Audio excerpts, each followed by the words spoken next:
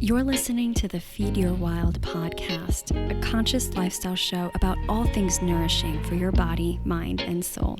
I'm Vanessa Rodriguez, and join me for candid conversations with changemakers, exploring health and wellness, food as medicine, intuition and spirituality, and nature-based practices that will transform your health and feed all parts of your wild self. Hello. Welcome back to Feed Your Wild. I am your host, Vanessa Rodriguez, your intuitive nourishment guide today and every episode. We have a lovely full moon in Virgo that we are going to just eat up today. We're going to dive deep into this lunation.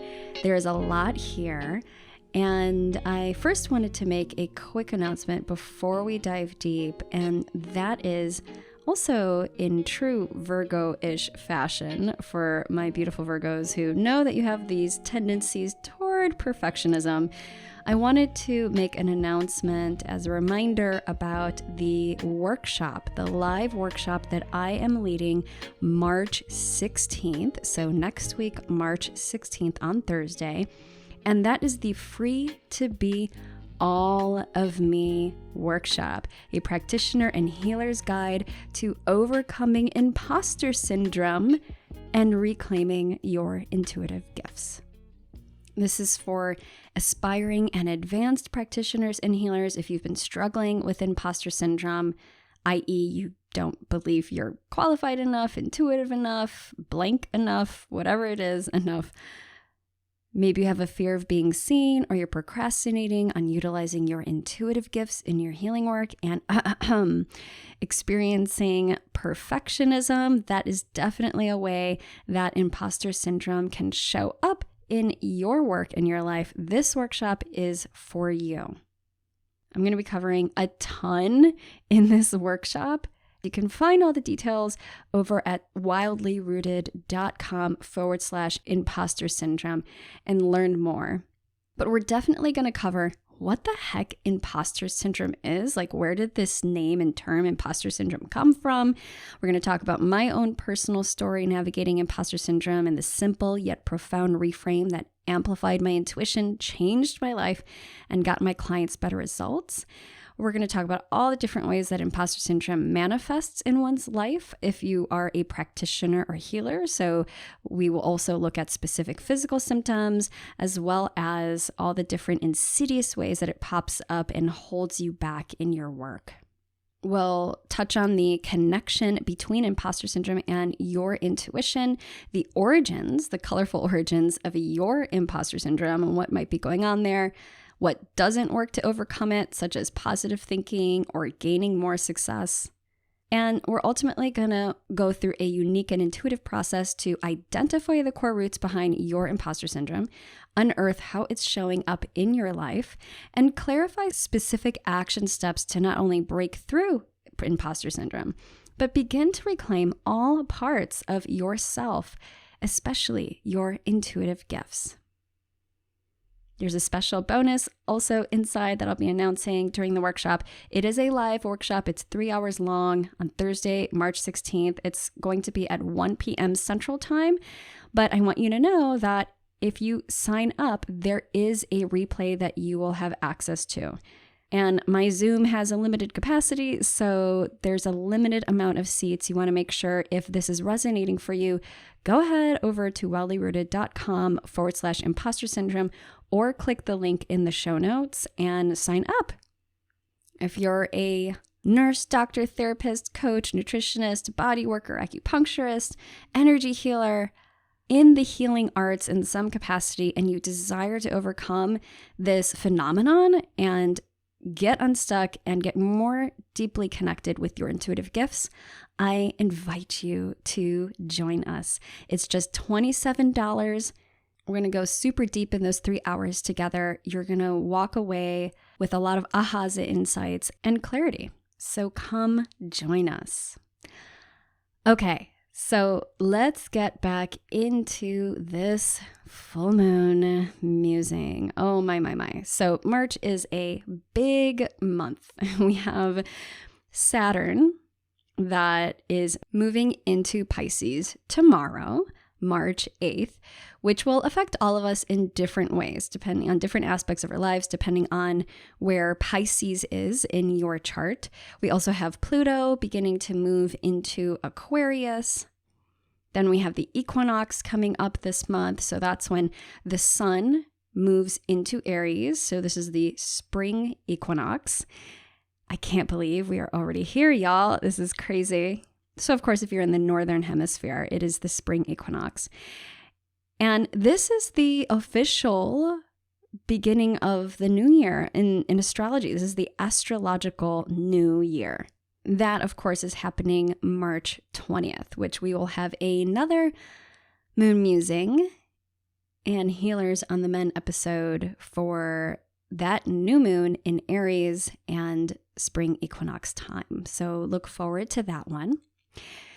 All right, so let's dive into this Virgo energy and full moon. Full moon is happening at 16 degrees of Virgo, and this is at 4:40 a.m. Pacific Standard Time. This is the 6th full moon in a row that is at 16 degrees. And this theme of 16, like if we think about 16 in the tarot, the 16th card in the major arcana is the Tower card. And if anybody's familiar with the Tower card, you know that we have definitely been in lots of Tower energy lately. The Tower card is really about the shaking, the shifting, and the changing of the foundation, which leads to sometimes challenging experiences, but all really for the greater good of establishing this sort of like new foundation and framework to support you in your life and highest good. And there's a lot of realignment that happens with the Tower card. So you might be already experiencing this in different ways in your life. We also have 5 planets. So just kind of give you like a general perspective of what's happening. And of course, I always recommend that you talk to an astrologer to get the actual specifics as it relates to you and your chart, because they are going to be able to give you so much more information and depth of insight. I'm doing sort of a Cliff Notes or Spark Notes version here, if you will. So we have 5 planets in mutable signs. So mutable signs are Gemini, Virgo, Sagittarius, and Pisces. Now, mutable signs, mutable is adaptable. It's kind of chameleon energy, can flow with the shifts and changes of things. And sometimes it could feel overwhelming. It could feel overwhelming being in that kind of energy. I think especially if you yourself don't have a lot of mutable energy in your chart. Of course, we all do. We all have all the signs in our chart. But if you don't have major planets or influences in these mutable signs, then it might feel literally like fish out of water, to use sort of that Piscean season analogy. So it could feel overwhelming. And one of the things that we want to make sure to do is to get really grounded here. And this Virgo energy is going to help support us because Virgo is superbly earthy. And when I talk about get grounded, I mean quite literally like earthing and grounding, putting your bare feet and hands and body on the ground, get connected and plugged back in with the earth to establish that connection again, balance out that electromagnetic energy, and give yourself that opportunity to just breathe and pause and let go. Let Mama Earth receive some of that overwhelm on your behalf. You don't have to carry it all by yourself. So Virgo is an earth sign. Again, mutable, as I had mentioned. So there is that adaptability with Virgo. the ruling planet of Virgo is Mercury. And so Mercury really having to do with communication and the mind. And as we'll get into it in just a moment, Virgo very much connected to the mind of the body and the solar plexus region, which is near your belly. So we can think of your solar plexus and gut plexus and all of the neuronal connections that are there, what many people call your second brain, now primary and secondary. I think it depends on one's outlook, because you could say your heart might be your primary brain, or maybe your belly's your primary brain, depending on the time of day, if you're hungry. But essentially, there is a lot of mental activity and mind activity related to Virgo. And so we'll see how that can manifest in just a moment. Virgo has this devotional energy and a connection to purification, very much connected to the body as well, and food, diet. Virgo is connected to not just the mind, but also the abdomen, the gut.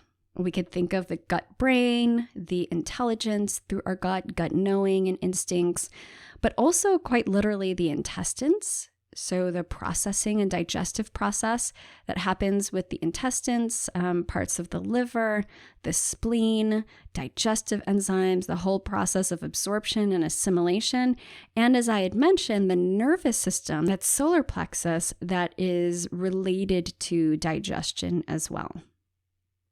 What we can see when there is a bit of imbalance with Virgo is indigestion, anxiety, especially feeling it in the gut, any intestinal issues or weakness, colic, constipation or diarrhea, so issues with bowel movements, acidity, reflux, and the reflux piece and motility piece having a lot also to do the connection with the mind and anxiety. Now that is something that has been studied and correlated, the power of the mind and emotions as it relates to our digestive function and issues of reflux or IBS, irritable bowel syndrome, and all of those things. So a nervous stomach and indigestion can be caused by emotional upset. And so there is this play between the emotional body, the mental body, and the physical body, very much here played out in Virgo. We can also see tension, tense states with Virgo. There's sort of this desire to hold on and do things properly. When Virgo is imbalanced, we can see that there maybe is that anxiety, melancholy that comes through, but also being overly critical, that perfectionism piece coming through, a workaholic, neurotic, needing to have things be a certain way. There could be a little bit too much focus on that perfectionism, the cleanliness, having things in order to the detriment of, oneself or one's relationships. This is the state where Virgo is not listening to their gut, right? There's some disconnection there, or there is something that is impeding this process of connecting to their intuition through their gut knowing and also through their body. Virgo energy, though, in all of its, in an exalted, balanced archetypal way, is totally devotional. And one of the ways, I know I've mentioned this before, one of my teachers is Judith Hill in the field of medical astrology. And she has pointed out one of the alternative symbols to the Virgin, because when we think of Virgo, we typically think of, the Virgin archetype. But one of the ones that Judith Hill brings in as an alternative to the Virgin symbol is that of the blessed or sacred donkey. And I don't want my Virgos to get offended here, because in this way that she talks about this sacred donkey, the donkey is this incredibly intelligent, herd-oriented animal. And they are committed to the community, to the group. Yes, they could be stubborn, but in the best way possible, that you can rely on them. They are committed, ready for change, ready for the challenge, and they're really powerful in that way and very clever. Virgos are very often community-oriented and really wanting to bring that devotion energy to the community.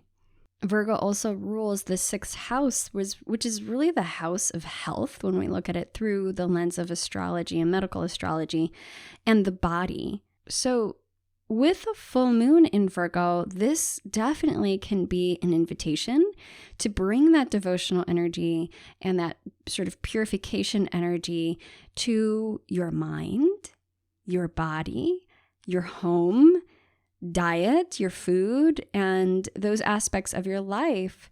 Really looking at literally, what are you consuming on all levels? Body, mind, spirit. What are you bringing into your body? What are you feeding your wild on all levels? And we want to clear and purify that and allow this energy of the full moon to support this process. So what are we doing with this clearing and purification? Really, it's a process of creating space for our true selves to come through. So eliminating and releasing old versions of ourselves that are no longer relevant, old aspects of you that never actually were you all along, and that maybe you've carried for your whole life. Leaving toxicity behind in any form, shape, way, or form, and creating that necessary space for your true essence to breathe and grow and expand and come into yourself. Virgo is also about practical service, which is interesting when we have this moon in Pisces season, because Pisces is really about spiritual service. So here we have the practical service and spiritual service. And this particular axis is called the health axis. So again, Virgo being connected to the digestive system, nutrition, gut, the gut, mind, plexus, and getting all of the body in balance. We also have Pisces that's linked to the fluids and oceans of our body, the waters of our body, the blood, the lymphatic system and lymph, and our immune system. Bringing both of these together, we can look at, well, what are the ways that we can support the waters of our bodies, which we've talked about in previous episodes, along with the digestive system, our nutrition, and our gut, brain, and solar plexus health, in order to bring ourselves into balance. And it's much easier to tap into our intuitive knowing and intuition in general, our inner GPS, when we have more balance in our physical body. Now, that's not to say if you don't, that you could never access your intuition. Obviously, that is not true at all. But what I am saying is, if there is a persistent imbalance that's occurring, that's causing pain and inflammation and havoc in your body, that is going to take a lot of energy and focus and your attention. And it just brings a bit more challenge to be in that space where you can just drop in and be with your intuitive self. A lot of times also, especially with Virgo and being ruled by Gemini, there could be a lot of stimulating energy, that anxiety, anxious thoughts, thought loops and trains that don't serve you, that kind of get in the way and can bring sort of confusion when it comes to, well, what is true? What's truth? How do I know that what I am tapping into or what I'm receiving is actually my intuitive truth and knowing rather than my mind? So that's where they can come up against each other in a way. So when we bring more support for our body systems through the waters of our body, our digestive system, our food, it's going to create more of that space that I was talking about to connect more easily with your intuitive self. I mentioned earthing already, which I think is a non-negotiable and super important as it relates to being human here on Earth, but having health. We have to reconnect with the medicines of the earth in all her different forms. And that also includes the water and structured water specifically. So living water, and we ourselves are water, right? We have living water, structured water within our bodies, and our body has the capacity to create structured water, but we need to support our body's process in doing so. And unfortunately, by drinking just regular water, tap water, which you could refer to as bulk water, is not going to do it. We need to help our bodies in many different ways, in not only creating that structured water within us, but also taking in and drinking structured water. So I have a whole episode, if you have not listened to it already, with Isabel Friend it's the Ultimate Water is Life episode. It's such a profoundly beautiful episode. It's still one of my favorites. I will drop that link below. So if you want to learn and lean more into how do you boost the structured water in your own body and life, and learn so much more from Isabel, who is such a light bearer and wise guide when it comes to water. Highly recommend you listen to that episode. But here's some quickie tips. One is to bring in electrolytes into your water. One of my favorites is Quinton Water Marine Plasma. You can get it online. I also have it in my Full Script, which is basically sort of an online supplement dispensary. So if you were interested in that, you can sign up for my Full Script and grab it from there. But the Quinton water is a special, you could say, extraction of this marine plasma that is from a very specific region that was rediscovered by a man named Rene Quinton. And what's so interesting about talking about the waters here and seawater and marine plasma, because our own blood and plasma and bodies really acquire so many of the minerals and nutrients and amino acids and bacteria that we find in wild water, especially ocean water. If we want to connect it back to an astrological piece, this I learned from Pam Gregory, who is, I have so many favorite astrologers, but she's one of them. She talks about a dwarf planet called Sedna.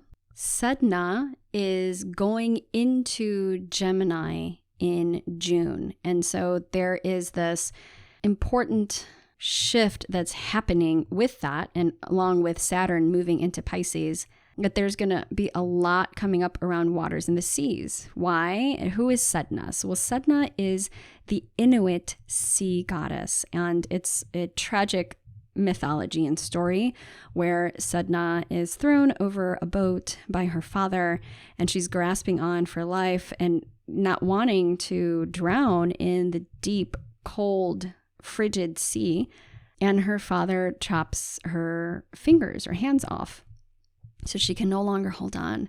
So she has no choice but to fall into the depths of the icy waters and the sea along with her fingers, and she turns into these beautiful sea creatures.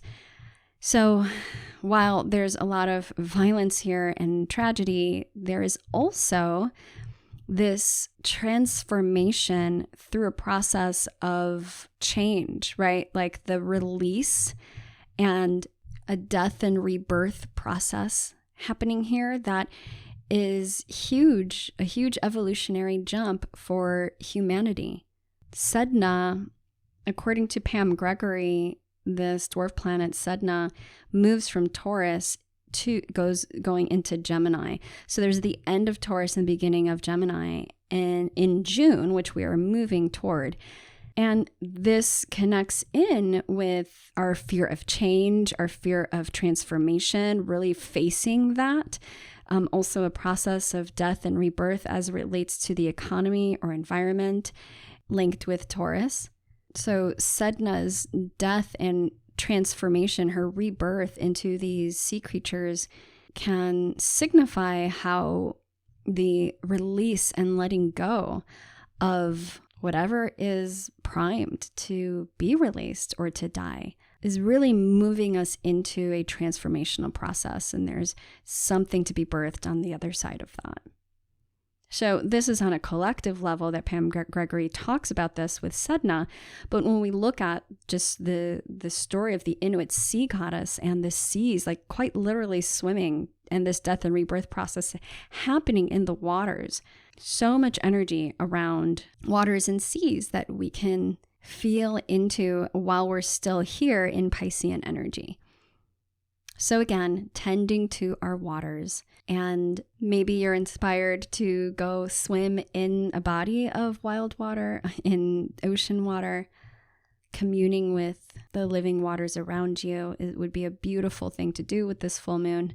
Or maybe just a foot bath, like if you don't even have a bathtub in your house, just a simple foot bath, or communing with the waters within your own body, because you yourself are a living, breathing container of that living water as well. Sending love to those rivers within you. For more ways on actual structuring of your water, definitely listen to that episode, because I don't want to get too off track with this, but listen to that episode with Isabel Friend, Water is Life. So again, continuing this theme of endings, and with full moons, it can be a really beautiful time for release work and endings. We have Saturn leaving Aquarius and entering Pisces. We have Pluto leaving Capricorn, or at least it's in the last degree of Capricorn, and crisscrossing over the next couple of years. We have Sedna, as I mentioned, leaving Taurus and going into Gemini. So big endings and new beginnings energy in this time. Rituals that would be connected to Virgo, if you want to experience one or some of these this lunation, would be around creating new healthy habits as it relates to your health and your body. So focusing in on healing and connecting to your gut intuition or your intuitive knowing. When it comes to herbs, we can look at many different herbs connected to the gut, so those that would support digestion, as well as the nervous system portion of the digestion and of the mind.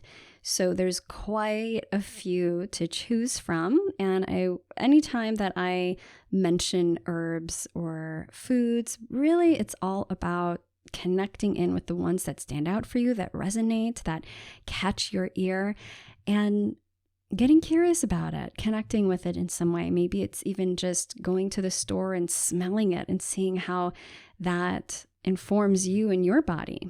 Or maybe it's connecting to the spirit of the plant through meditation and prayer, or sitting with the plant ally. So I'll give you a few to try out.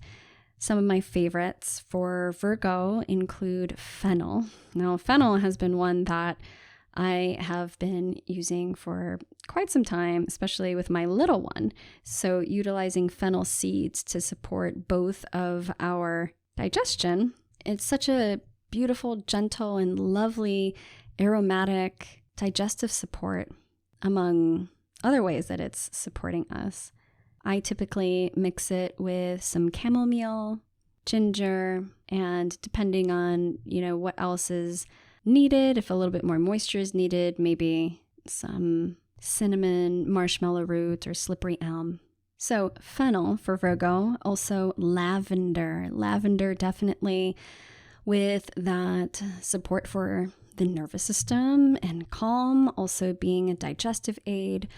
Lots of the mints, so peppermint here can be a beautiful ally. I also recommend skullcap. Skullcap being another one that I know Megan Liebman, our co-host for the Healers on the Men podcast series, she loves skullcap as support for our nervous system, and that's definitely one that I find really lovely and especially supportive for these Virgo imbalances or tendencies. Licorice is another one that can be really soothing, especially if you want a little bit of that mucilaginous and the sweetness that comes with licorice too, that you can always add to a mix.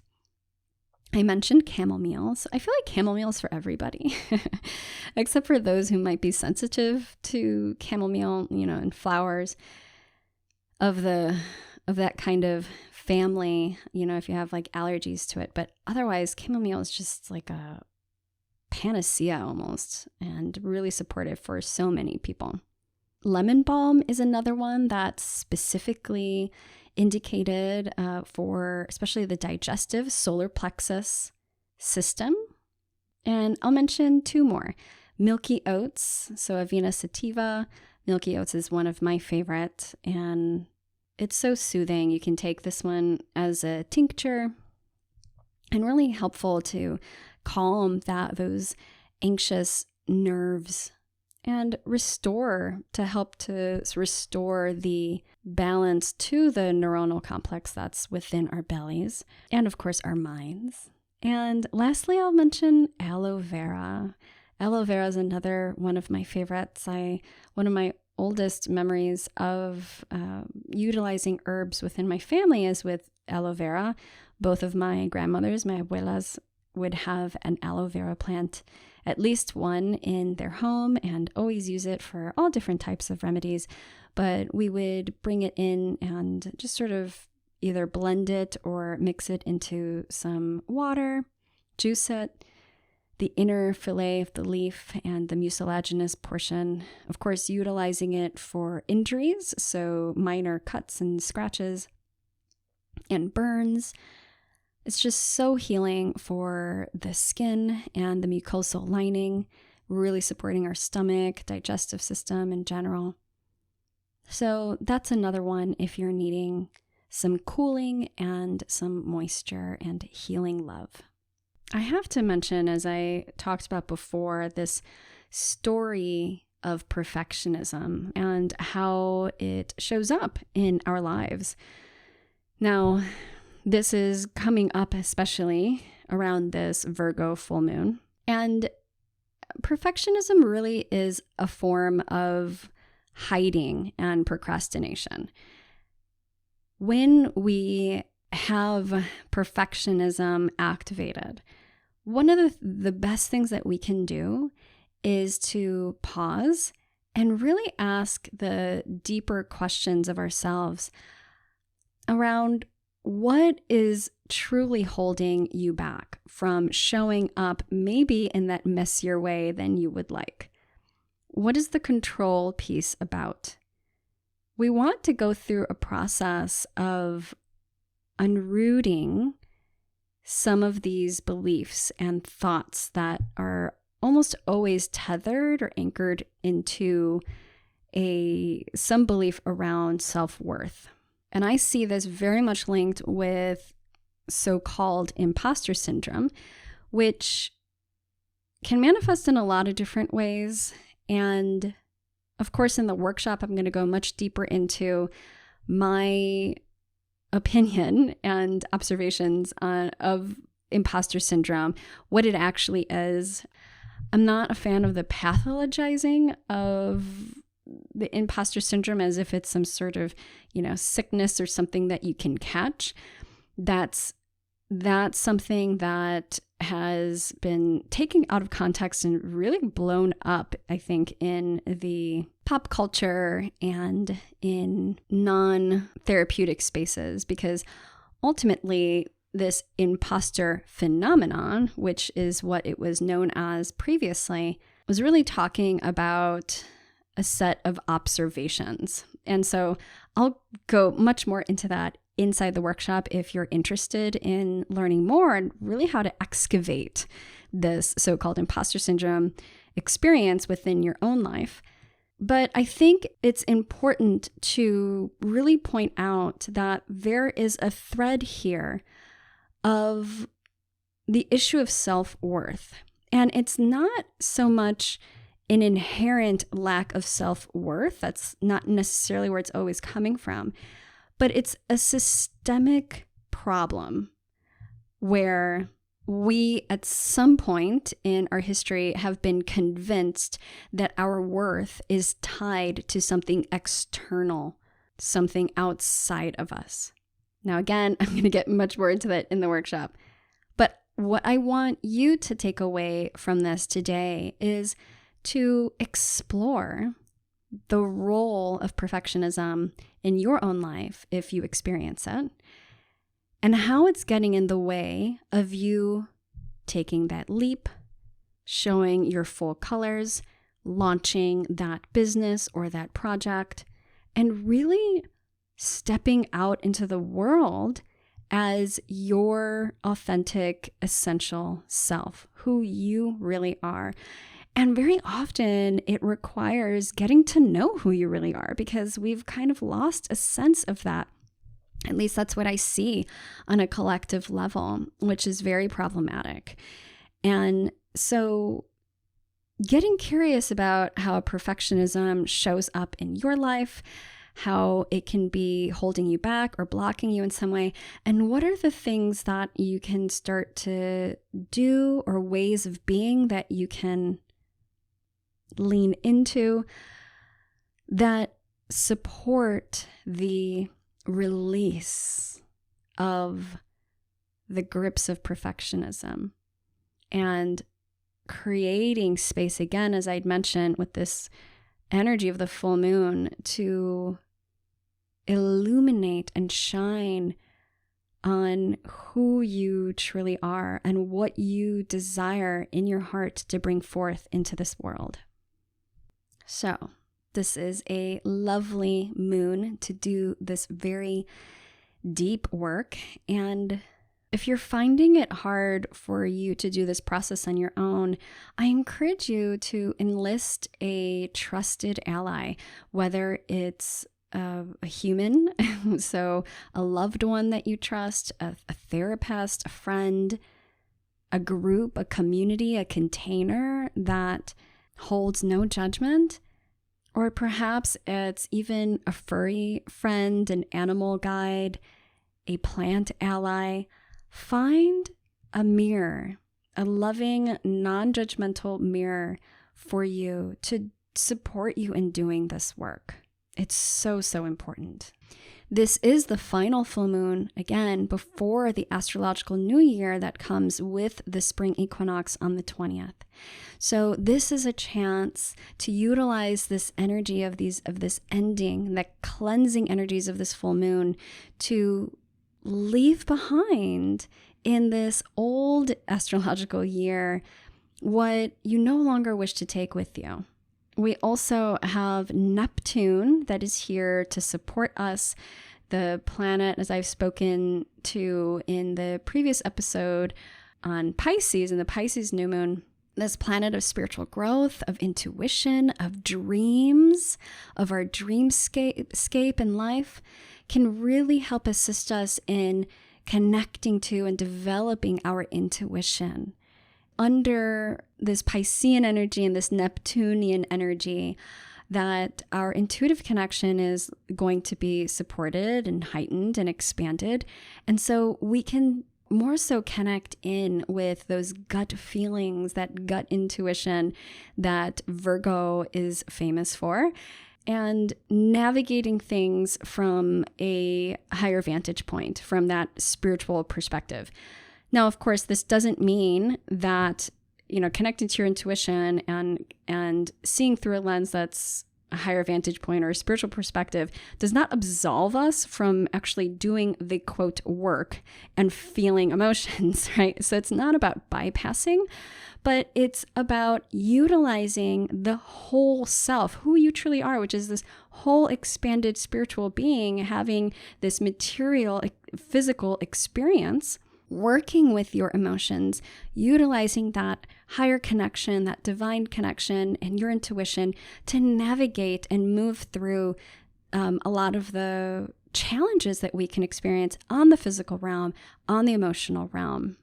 And it can bring more of a sense of ease and feelings of support by being guided. So you might want to connect in, if you haven't already, connect in with your guides, your loved ones that have passed, your well ancestors, your angels, any divine support that you resonate with. This is a beautiful time to call them in, invite them in to support you as you do this very deep work. I want to end with a special card pull and oracle reading. And this is from one of my new favorite decks by the lovely Adriana Ayales, who is the founder and creator of Anima Mundi Herbals. And we'll sneak peek, we're going to have her on the podcast. I'm so excited. She created the Herbal Astrology Oracle Guidebook, and she is such a wisdom keeper. I love everything that she shares and teaches in the way that she does so. So I was called to utilize this oracle deck to pull a card for the collective for this full moon in Virgo. And I pulled the poppy the flower. So this is card number 41 in the deck, and connected to the dream. And I have to tell you, this image is so beautiful. It's also the image of the cover, the artwork done by Josephine Clerks. The cover of the actual Herbal Astrology Oracle book is the poppy card. So I'm going to read just a little bit about this card. And of course, this is an herb of Neptune. So here we're talking about that spiritual growth and dream work. We pulled it upright. So it's connected to the mystery of dream time, the great unknown, regenerating in darkness, breaking addictive habits, releasing unhealthy relationships, and aligning to new intentions. The astrological rulers of Poppy are Neptune and Saturn, and I don't think that's a coincidence that we've been talking about them today. They're very active in our star constellation in this time. A little excerpt from the guidance portion around Poppy. Look deeper through the lens of Poppy's beauty to find that she embodies the mystical magic of the dream time, the place of unbound potential where we regenerate daily and commune with the divine. Excess and abuse of mystical powers like those of Poppy means that you'll likely end up lost in her dark labyrinth. Break the temptation and addiction to thought patterns and experiences that lead to escapism and empty intentions, and align to the light found within the mystical darkness found in the dream time.